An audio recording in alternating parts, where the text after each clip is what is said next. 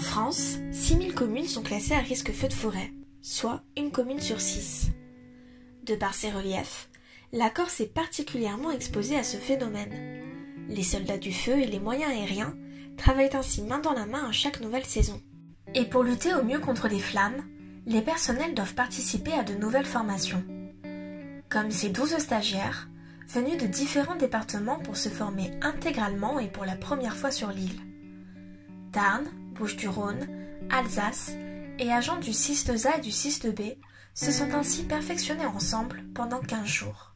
Nous sommes le lundi 4 juin au sein de l'établissement du 6-2A, une journée qui lance le top départ de cette formation. La VLT, elle est jouée au niveau du lieu-dit La Colle.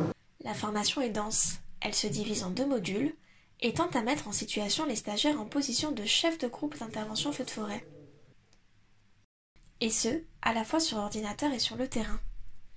Une fierté pour l'établissement qui a eu l'honneur de voir les personnels de l'école d'application de la sécurité civile de Valabre se déplacer avec son matériel et qui permet de développer de nouvelles compétences. C'est un stage qui est organisé auparavant à l'ECASC à Valabre, mais qui est délocalisé pour la première fois en totalité, c'est-à-dire le module A avec les personnels de l'ECASC qui sont venus avec les simulateurs mobiles, et pour le module B, donc sur zone, avec les moyens du groupement Nord et du groupement Sud.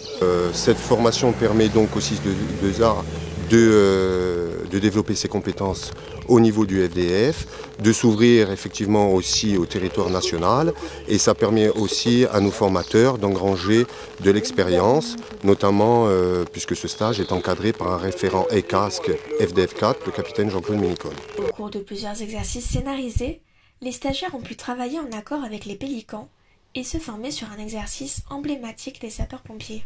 Des situations durant lesquelles la complexité du territoire insulaire a su ajouter de la difficulté à ce stage, notamment par ces petites pistes, un critère de choix pour le lieutenant Pierre Thomas, affecté dans le département du Tarn.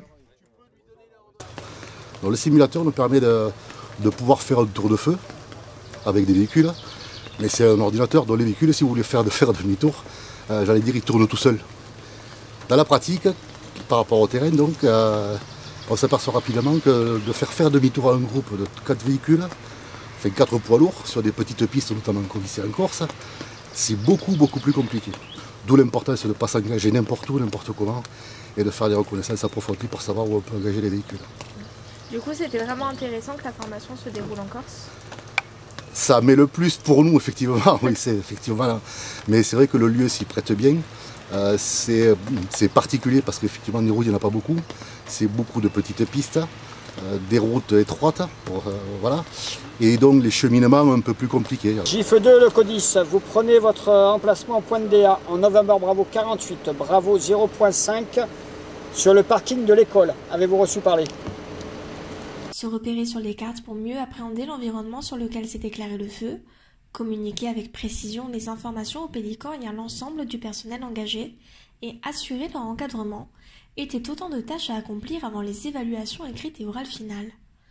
Un stage que le 6-2A espère pouvoir pérenniser et qui a permis aux différents stagiaires d'échanger sur leur technique de travail.